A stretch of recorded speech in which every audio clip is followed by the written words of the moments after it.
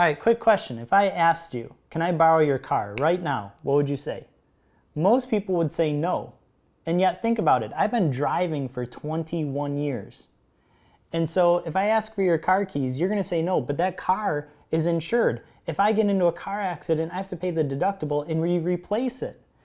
So why are you going to hand over the responsibility of the last 30 years of your life? You've worked 40 years to make this much money. Now you're going to hand over the last 20, 30 years of your life, your retirement, to someone else when there is no insurance that you can pay? Come on, dude. Think about it. You need to be your own financial advisor. What's up, everyone? Brian here from Ride Your Money Wave. I am hearing from you, and that is the best part about this, because the whole point of doing these videos is to create a community of like-minded people who want to learn about money, learn about investing, and then take it the next step and help other people with it as well. And so I got an email from one of our viewers named Thomas, who has two twin 19-year-old kids who are freshmen in college, and he wants to help them learn about money as well. How applicable, because that is really kind of our target audience. One of the greatest things that ever happened to me was that I had parents who cared about money and an older brother who cared about money, and they showed me the way. And that got me a jump start thinking about money, respecting money, reading about money, asking questions about money, and even then investing my money. And once I saw that I had a choice with what I could do with my money, that I wasn't just saving it to save it, I wasn't just saving it for a rainy day, but that I could actually invest it rather than spend it. And knowing that that investing would lead to compound interest and lead to huge numbers in the future, absolute game changer. Absolute game changer. And so one of the most important things, the whole emphasis of this financial journey, what I'm doing with YouTube, is to try to reach younger and younger viewers, encouraging them to take their sacrifices up front, to learn about opportunity costs of money, and to start investing. And in doing so, they will secure themselves a very comfortable financial future, a very comfortable retirement. And it'll be a whole new set of problems that people won't even understand when it comes to money. Because the problem will be that you have so much that you're unsure what to do with it. You know, how do you give it away effectively? Do you leave a legacy for your kids? It's a whole new great set of problems that, frankly, I'm looking forward to tackling as I get older.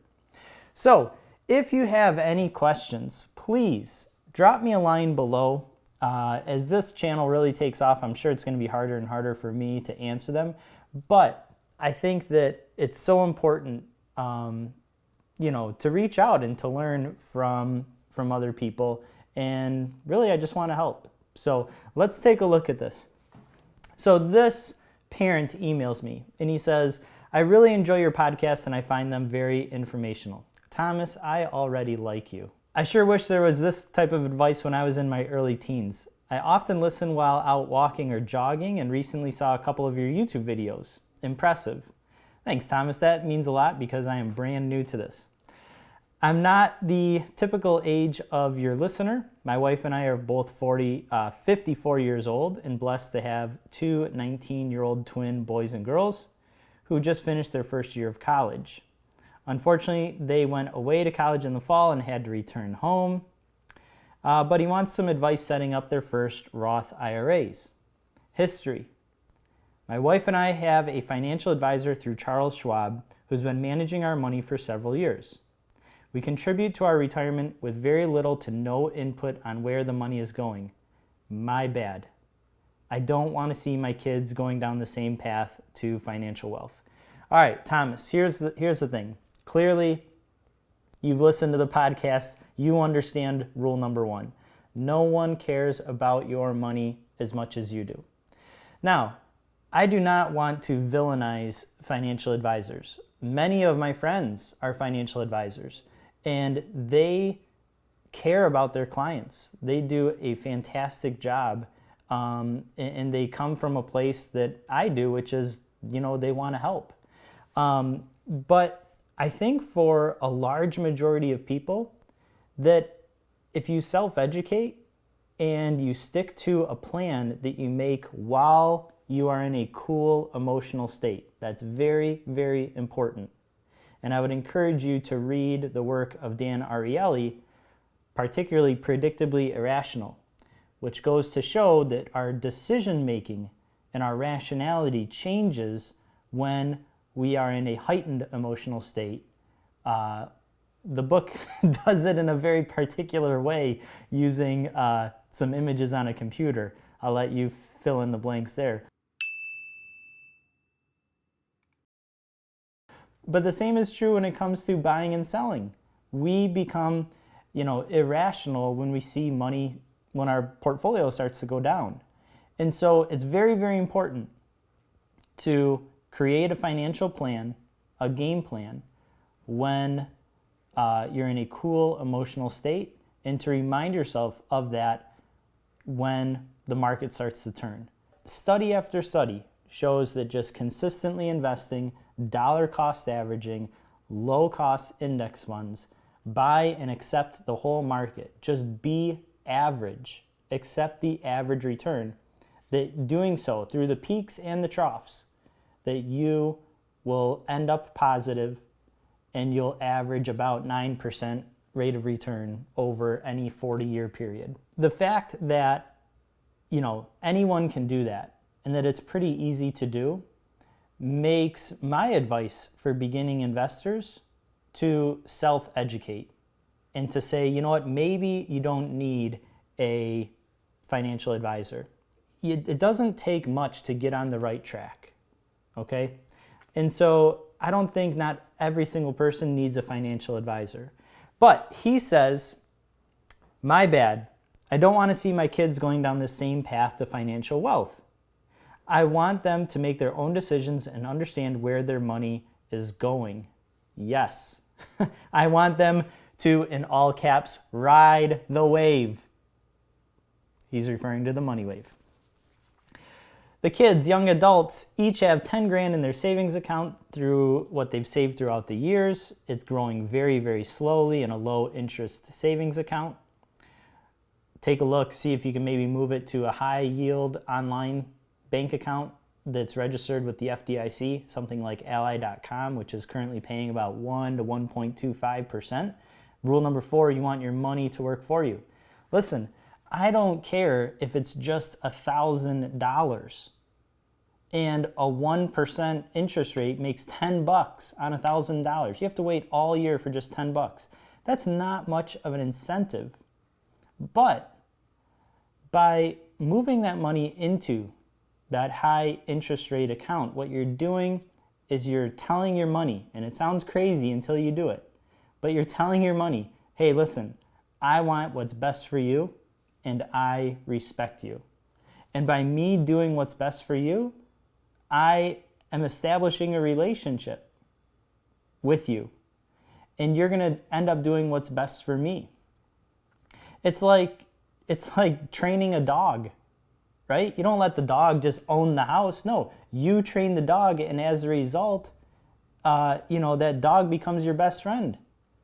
It's a symbiotic relationship. Well, the same is true when you treat your money in that way as well. Take that money out of that savings account if it's anything less than, I would say, 0.5%, and move it over into a higher yield online savings account. All right, let's get to the meat and potatoes of this, okay? He says, my wife and I have a secondary brokerage account at TD Ameritrade, which we invest in some of our own stock picks from time to time. Not the index fund that you would advise, but these stock choices have done well over the past few years. Cool. I don't think there's anything really wrong with picking individual stocks. Now, I know that it actually kind of goes against the pure mathematical approach of just buying and holding index funds. I think if your core is in index funds, And let's say you have 10% on the side that you trade. And I won't even say really trade. What I really mean is invest. Buy and hold long-lasting, dividend-returning companies that have a solid track record and a solid, financial bookkeeping. I don't think there's anything really wrong with that. Because oftentimes what you need is something to keep you interested. Something to keep you, reading the headlines. And so if in this brokerage account, maybe you bought and hold Apple, well, that's a great decision over the last 20 years, right? Or maybe, you bought and held Microsoft, or just even some consumer staples. These companies that have been around for, 30, 40, 50 years, those might be some good, I don't even want to use the word bets, but some good positions. If it keeps you interested in money and keeps you interested in trading and you are buying and holding for a long period of time, I don't really have a problem with that. So I'd like my kids to open up their own Roth IRAs through TD Ameritrade so they can keep an eye on their investments better than us. Now this is where I furrow my brow and I say, why TD Ameritrade so they can keep an eye on their investments better than us? You can keep an eye on your investments through a multitude of platforms. Really any investment bank, Fidelity, Vanguard. You can log into Personal Capital every day if you want. It's really just about effort at this point. Does that make sense? Well, Thomas, no, not really. I'm sure my Schwab guy would happily take their money and invest it for them. You are absolutely correct, because he gets paid probably on assets under management.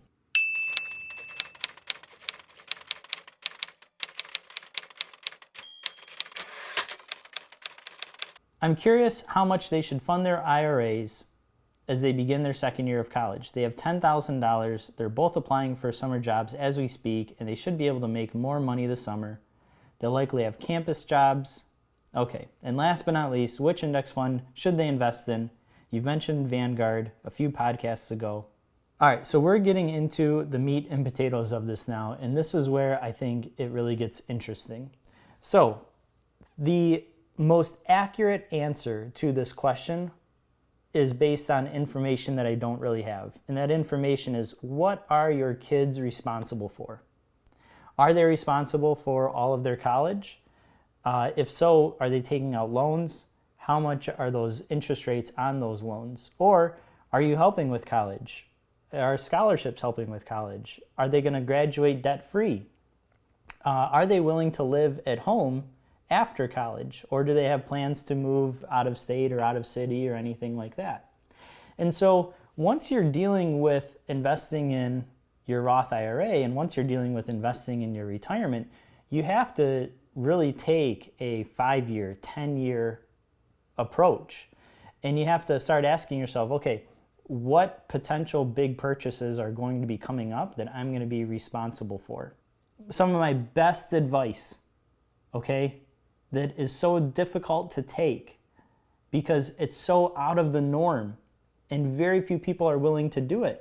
But if you do this, you will have a huge advantage over all of your peers.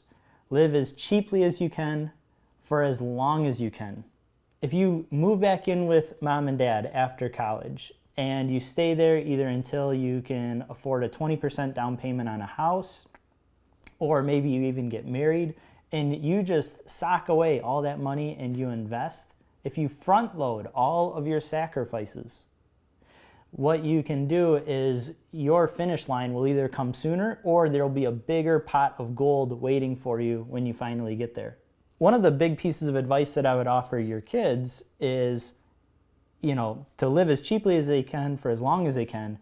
But secondly, if that's the approach that they're going to take and they don't really have any bills, then they can put more of that $10,000 into the stock market. When I graduated college, there was a cycle that I went through about every 3 years. that I would go broke. And I wouldn't go broke like net worth down to zero. I would go broke in the fact that I would drain my bank account because I had bought a new big asset. So I graduated college, and in 2 years I bought my first property. Then about 3 years after that, I bought my second property. Then another 2 years after that, I bought my third property. Then I opened up various retirement accounts, and I started to max all that out. So that took me another 3 or 4 years. When my wife and I bought this house, the same thing.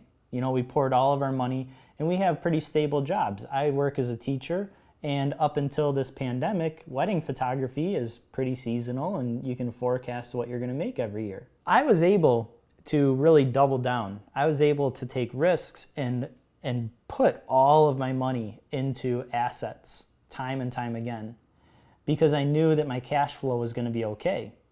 And my cars were paid for. I took good care of them. I really didn't have much risk going on. So to answer your question about your kids and how much money they can put away, it really depends on how much they're responsible for in terms of college and what they're comfortable with. The more they put away today, the more they start investing in their Roth IRA, the less they have to invest and save overall in their lifetime. But then secondly, the more they're going to have at the very end. One of the pieces of advice that I give my students in the classroom is two things. Number one, to literally write out a goal. And so I deal with kids that are a little bit younger, and I tell them, on my 18th birthday, I will have blank amount ready to invest in a Roth IRA. And so they write out that statement. And then we talk about what goes in that blank amount. And my advice is that you want that number to give you pause. You want that number to scare you a little bit, because that is the right number. That is the number that you are going to start caring about. That's the number where you're like, whoa, I got to check in on this. How's it doing? So if I simply say to your kids, hey, listen, just put $500 in. They've got $10,000. They're not going to miss $500. Within 1 or 2 paychecks, they're going to be back to that $10,000, and their mind is going to be on something else. But if you're like, all right, kids, listen, I want you to put $4,000 in. You know, suddenly it's like, Dad, $4,000, like, I don't know, like, why $4,000? You know, $4,000, that could be a vacation somewhere. That could be a used car. You know, I was thinking of upgrading this or getting a new that. And suddenly that $4,000, they're going to start thinking about. And that's when you know that you are in the ballpark of the right number. When the initial amount that you go to invest gives you pause, that means that you care enough about that money to really analyze it and check in on it. So, Thomas, I can't give you an exact number because I don't know. It would be irresponsible of me to say, yeah, put it all in, or yeah, put $5,000 in, when, you know, maybe they need that $5,000 to pay for tuition. There's not enough information here. But what I would recommend is that they put enough money that it scares them a little bit and that it gives them pause. Now, here's the deal. That's step 2. Step 1 is that they have to have a plan. And so I recommend that together as a family, you and the kids, that you actually start reading together.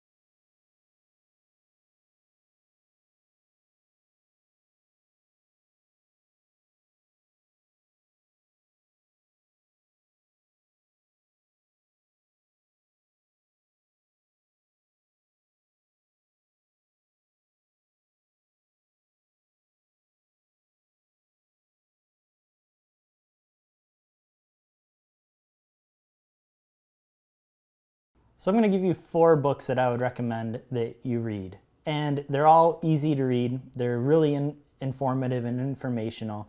And I think that both of you reading it together, you and your kids, it's going to create an open dialogue around money, and they can ask you and your wife about money and what you wish you would have done. And I really think that this is going to be incredibly constructive for both parties. So the first book, The Automatic Millionaire. You can read that with your wife. You can also read the Automatic Millionaire like couples edition. David Bach has written a whole slew that are based on the same concept. The second book that I would recommend that you read is called The Behavioral Gap. And The Behavior Gap by Carl Richards. What this is it's an easy book. And this is really what your kids are going to be dealing with. Because before you can master money, you have to master yourself. That's so important. Before you can master money, you have to master yourself. And you do so by understanding yourself, understanding your emotions, understanding the triggers, and then controlling your behavior around money. So, Automatic Millionaire will teach you a little bit about money. The Behavior Gap is going to teach you about yourself and how to recognize the emotional triggers that are going to make you or encourage you to make irrational decisions with money. Next, the third book I want you to read is The Index Card. And this book, The Index Card, Why Personal Finance Doesn't Have to Be Complicated. This lays out the structure of the future decision making of your kids. And it talks about like 401ks and how much you should be investing in it by terms of percent, where to be investing. This is a great card for everyone. So the first one tells you why you should invest. The second one teaches you about your emotions and your behaviors. The third one is starting to build a structure around the future steps of your financial journey. And the fourth one that I recommend that you read is I Will Teach You to Be Rich. This one is a very good book. You can put that as number 2 if you want, but it's a good book. It reinforces everything that these other books kind of talk about, but it's very proactive. Now, to answer the last question, which index funds should they invest in? All right, listen, this is so important for a lot of the viewers, okay? You're picking some individual stocks in your brokerage account. You're handing over your money to, your Charles Schwab advisor. What I would recommend that you do first with that advisor is take a look, compare your rate of return over the past 10 years versus the rate of return of the S&P 500 or the S&P 500 and like 20%, 80-20, ratio of stocks versus bonds.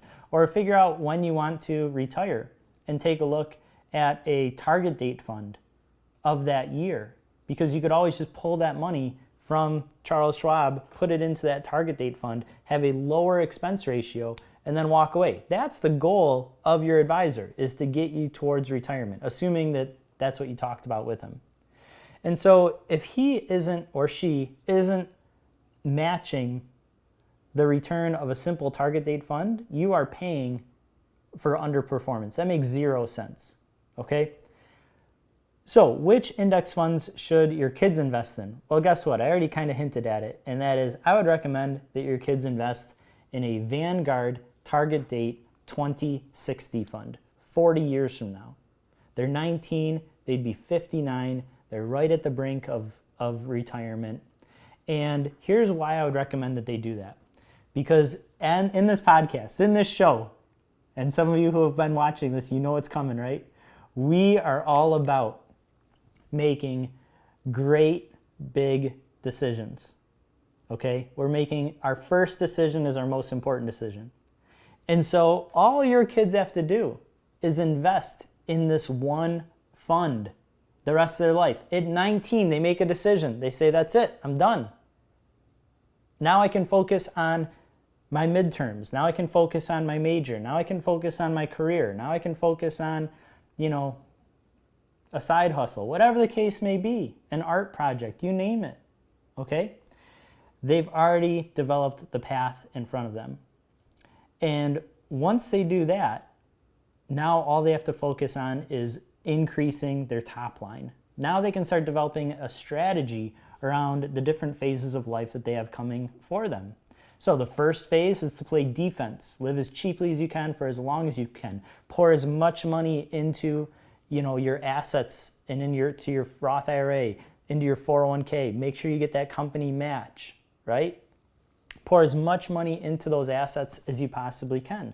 Play defense by living cheaply so you can turn around and play offense and buy as many assets as you can. By investing in an index fund, particularly a target date fund, it frees you up. You know exactly what you should be doing. There's no anxiety around this. There's no fear of missing out. There's no, oh my God, I sold Tesla too soon. I sold it at 400 and now it's at 800. There's no fear of missing out. And then you're buying in at 800 because you want to get that extra, 10% gain. No, you already own Tesla. You own the entire stock market. You own 3,700 publicly traded companies. There's no fear of missing out. You're removing the emotional triggers that are going to cause you to make irrational purchases with your money, with your investments. So, long story short, Thomas, I would recommend that your kids, and maybe even you, when you do a little research and a little homework comparing your performance versus a target date fund, I would recommend your kids invest in a Vanguard target date 2060 fund. And they can even do this from the comfort of their own phone and check in, like you said, on their purchases. I hope this video helped you, Thomas, as well as anyone else who's in that general age range trying to answer that question, where do I start investing and how much do I invest of my assets? The main thing is that you want to be proactive. You want to develop a healthy relationship with money that's based on mutual respect. Now you think money is inanimate. How can it respect me? Well, when you show money respect and you care for it by making good financial decisions, even something as simple as arguing bank fees, even as something as simple as moving money into a high yield savings account, what you're doing is you are strengthening your relationship with money because you are taking care of it. And in turn, it's going to take care of you because it will always be there when you need it. If you guys have any questions, if you have any scenarios that you'd like me to help guide you through, please, that's what I want this to be about. Leave your information below. I'll try to answer it, maybe make a video, maybe simply just point you in the right direction and send you an email. But that's what this is about. Till next time, guys, be proactive with that money. Read those books, okay? And you know what to do. Go out there and go live your best life.